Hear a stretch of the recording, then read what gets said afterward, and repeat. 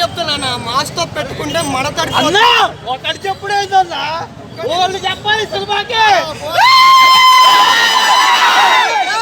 ఎలా అనిపించింది? మర్చిపోలేని సినిమా ఇచ్చినందుకు శ్రీనివాట్ల గారికి థ్యాంక్ యూ సో మచ్. ఫ్యూచర్లో మీమ్స్ అని కొన్ని ఫేమస్ అవుతాయి.